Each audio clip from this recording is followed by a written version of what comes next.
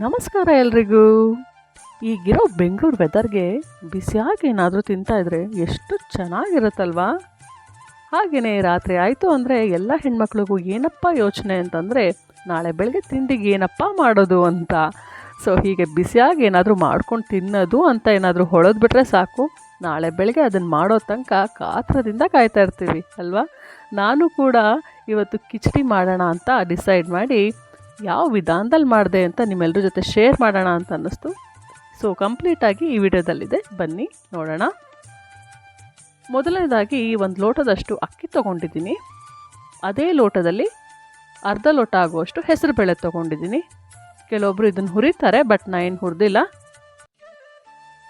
So ಈಗ ಅಕ್ಕಿ ಮತ್ತು ಹೆಸರುಬೇಳೆನ ಚೆನ್ನಾಗಿ ತೊಳೆದು 3 ಲೋಟ ಆಗುವಷ್ಟು ನೀರು ಹಾಕಿ ಒಂದು 20 ನಿಮಿಷ ನೆನೆಯಕ್ಕೆ ಬಿಟ್ಟಿದ್ದೀನಿ, ಏಕೆಂದರೆ ಅಕ್ಕಿ ಹೆಸರುಬೇಳೆ ನೆನೆದಷ್ಟು ಚೆನ್ನಾಗಿರುತ್ತೆ. ಈಗ ಇನ್ನೊಂದು ಕಡೆ ಒಂದು ಬಾಣಲೆಯಲ್ಲಿ ಮಸಾಲೆಗೆ ರೆಡಿ ಮಾಡ್ಕೋತಾ ಇದ್ದೀನಿ. ಒಂದು ಅರ್ಧ ಟೀ ಸ್ಪೂನಷ್ಟು ಬಿಳಿ ಎಳ್ಳು, 1 ಟೀ ಸ್ಪೂನಷ್ಟು ಜೀರಿಗೆ, 1 ಟೀ ಸ್ಪೂನಷ್ಟು ಕೊತ್ತಂಬರಿ ಕಾಳು. ಈಗ ಈ 3 ಪದಾರ್ಥನ ಚೆನ್ನಾಗಿ ಹುರ್ಕೊಳ್ಳೋಣ. ಡ್ರೈ ಆಗಿ ಹುರ್ಕೊಳ್ಳೋಣ, ಯಾಕೆ ಅಂತಂದರೆ ಇದಕ್ಕೆ ಎಣ್ಣೆ ಹಾಕೋ ನೆಸೆಸಿಟಿ ಏನಿಲ್ಲ. ಸೊ ಈ ಥರ ಸುಮ್ಮನೆ ಡ್ರೈ ಆಗಿ ಹುರ್ಕೋತಾ ಇದ್ದೀನಿ. ಯಾವುದೇ ಕಾರಣಕ್ಕೂ ಕಪ್ಪಾಗಕ್ಕೆ ಬಿಡಬೇಡಿ. ಸೊ ಇವಾಗ ಈ ಥರ ಹೊಂಬಣ್ಣ ಬಂದಿದೆ ಅಂತ ಗೊತ್ತಾದಮೇಲೆ ಈರುಳ್ಳಿನ ಹಾಕ್ತಾಯಿದ್ದೀನಿ. ಒಂದು ಸಣ್ಣ ಈರುಳ್ಳಿ ತೊಗೊಂಡಿದ್ದೀನಿ ನಾನು, ಯಾಕೆ ಅಂತಂದರೆ ಕಿಚಡಿ ಅಂತಂದಾಗ ತುಂಬ ಮಸಾಲೆ ಇರಬಾರ್ದು, ಸ್ವಲ್ಪ ಮೈಲ್ಡಾಗಿ ಮಸಾಲೆ ಇದ್ದರೆ ಚೆನ್ನಾಗಿರುತ್ತೆ. ನೀವು ಖಾರ ತಿನ್ನೋಕ್ಕೆ ತಕ್ಕ ಹಾಗೆ ಹಸಿಮೆಣಸಿನ್ಕಾಯಿ ಹಾಕ್ಕೊಳ್ಳಿ. ನಾನಿಲ್ಲಿ ಒಂದು 6 ಹಸಿಮೆಣಸಿನ್ಕಾಯಿ ಹಾಕ್ಕೊಂಡು ಅದನ್ನು ಫ್ರೈ ಮಾಡ್ಕೋತಾ ಇದ್ದೀನಿ.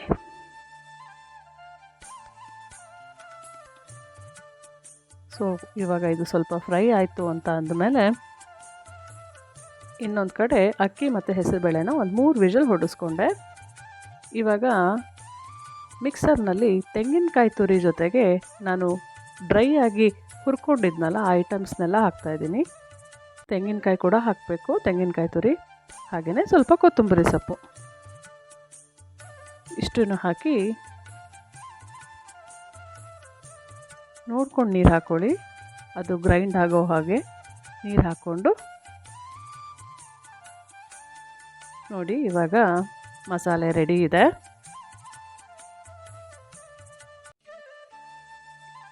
ಇವಾಗ ನಾವು ಒಗ್ಗರಣೆಗೆ ರೆಡಿ ಮಾಡ್ಕೊಳ್ಳೋಣ. ಅದೇ ಬಾಣಲೆನಲ್ಲಿ 1 ಟೀ ಸ್ಪೂನಷ್ಟು ಅಥವಾ 2 ಟೀ ಸ್ಪೂನಷ್ಟು ಎಣ್ಣೆ ಹಾಕ್ಕೊಂಡು ಸಾಸಿವೆ, ಸ್ವಲ್ಪ ಸಾಸಿವೆ ಚಟಪಟ ಅಂತ ಸಿಡಿಲಿ, ಯಾಕೆ ಅಂತಂದರೆ ಹಾಗೆ ಇದ್ದರೆ ತಿನ್ನುವಾಗ ಕಹಿ ಕಹಿ ಅನಿಸುತ್ತೆ. ಇವಾಗ ಸಣ್ಣ ಸಣ್ಣದಾಗಿ ಹೆಚ್ಕೊಂಡಿರೋ ಅಂಥ ಈರುಳ್ಳಿ, ಒಂದು ಮೀಡಿಯಮ್ ಸೈಜ್ ಈರುಳ್ಳಿ ತೊಗೊಂಡಿದ್ದೀನಿ. ಹಾಗೆಯೇ ಅದು ಸ್ವಲ್ಪ ಗೋಲ್ಡನ್ ಬ್ರೌನ್ ಬಂದಮೇಲೆ ಟೊಮೆಟೊ, 1 ಟೊಮೆಟೊ ಹಾಕಿದ್ದೀನಿ ಇಲ್ಲಿ, ಒಂದು ಮೀಡಿಯಮ್ ಸೈಜ್ ಟೊಮೆಟೊ. ಇವಾಗ ಇದನ್ನೆಲ್ಲ ಚೆನ್ನಾಗಿ ಫ್ರೈ ಮಾಡ್ಕೊಳ್ಳಿ.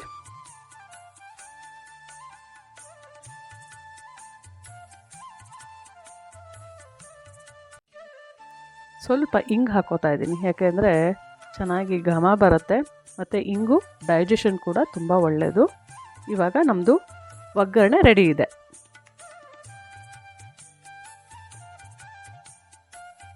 ಇವಾಗ ಅಕ್ಕಿ ಹೆಸರುಬೇಳೆ ನೋಡಿ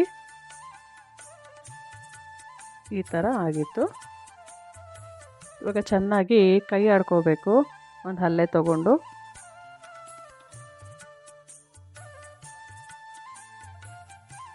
ಏಕೆಂದರೆ ಅದು ನಾವು ಕಿಚಡಿ ಕನ್ಸಿಸ್ಟೆನ್ಸಿಗೆ ತಂದ್ಕೋಬೇಕಲ್ಲ, ಅದಕ್ಕೆ. ಇವಾಗ ನೋಡಿಕೊಂಡು ನೀರು ಹಾಕ್ಕೊಳ್ಳಿ, ಯಾಕೆ ಅಂತಂದರೆ ಕಿಚಡಿ ಹೆಸರುಬೇಳೆ ಹಾಕಿರೋದ್ರಿಂದ ಬೇಗನೆ ಗಟ್ಟಿಯಾಗ್ಬಿಡುತ್ತೆ. ಅದರಿಂದ ಸ್ವಲ್ಪ ನೀರಾಗೆ ಮಾಡಿಕೊಂಡ್ರೆ ತಿನ್ನೋಕ್ಕೂ ಚೆನ್ನಾಗಿರುತ್ತೆ. ಇವಾಗ ಆ ಮಸಾಲೆನೆಲ್ಲ ಹಾಕೋತಾ ಇದ್ದೀನಿ, ರುಬ್ಕೊಂಡಿದ್ವಲ್ಲ ಆ ಮಸಾಲೆನ ಹಾಕೋತಾ ಇದ್ದೀನಿ. ಆಮೇಲೆ ಮಿಕ್ಸಿಗೆ ಸ್ವಲ್ಪ ನೀರು ಹಾಕ್ಕೊಂಡು ಅದನ್ನು ಕೂಡ ಇದಕ್ಕೆ ಸೇರಿಸ್ಕೊತಾ ಇದ್ದೀನಿ.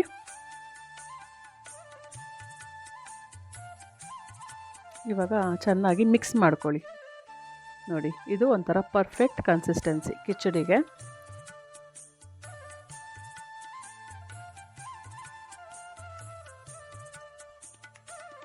ಆಮೇಲೆ ನಾವು ರುಬ್ಕೋಬೇಕಾದ್ರೆ ಅಥವಾ ಒಗ್ಗರಣೆಗೆ ಉಪ್ಪು ಹಾಕಿರಲಿಲ್ಲ. ಸೊ ಇವಾಗ ಉಪ್ಪು ಹಾಕ್ಕೊಳ್ಳಿ.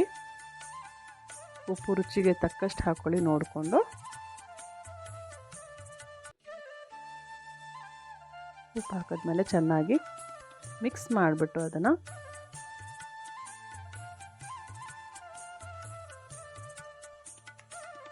ಆಮೇಲೆ ನಾವು ಒಗ್ಗರಣೆ ರೆಡಿ ಮಾಡ್ಕೊಂಡಿದ್ವಲ್ಲ ಅದನ್ನು ಕುದಿಯೋಕ್ಕೆ ಬಂದಾಗ ಅದ್ರ ಜೊತೆಗೆ ಸೇರಿಸಿ.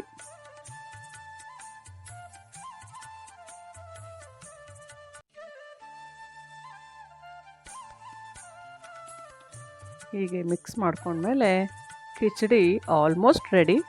ಬಟ್ ಮೇಯ್ನ್ ಇಂಗ್ರೀಡಿಯೆಂಟು ಕೊನೆಯಲ್ಲಿ ಒಂದು ಹಾಕಲೇಬೇಕಲ್ಲ, ಕಿಚಡಿಗೆ ಅದು ತುಂಬ ಇಂಪಾರ್ಟೆಂಟ್.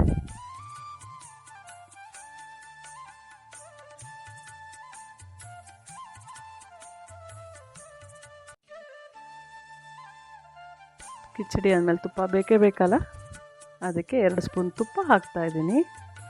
ತುಂಬ ಒಳ್ಳೆ ಟೇಸ್ಟ್ ಕೊಡುತ್ತೆ ತುಪ್ಪ ಹಾಕೋದ್ರಿಂದ. ಸೊ ಕಿಚಡಿ ಹಾಕಲೇಬೇಕಾಗತ್ತೆ.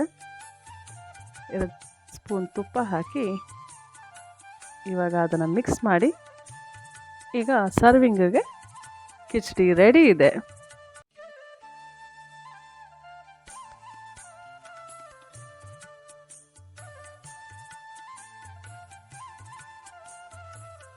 ಹೀಗೆ ಒಂದು ಬೌಲ್ಗೆ ಸರ್ವ್ ಮಾಡಿಕೊಂಡು, ತುಪ್ಪ ಇಷ್ಟಪಡೋರು ಮತ್ತೆ ಇದ್ರ ಮೇಲೆ ತುಪ್ಪ ಹಾಕೋಬೋದು, ತುಂಬಾ ಚೆನ್ನಾಗಿರುತ್ತೆ. ಸೊ ನನ್ನ ವಿಡಿಯೋ ಇಷ್ಟ ಆದಲ್ಲಿ ಲೈಕ್ ಮಾಡಿ, ಶೇರ್ ಮಾಡಿ, ಹಾಗೆ ಸಬ್ಸ್ಕ್ರೈಬ್ ಆಗೋದನ್ನ ಮರಿಬೇಡಿ. Thank you very much.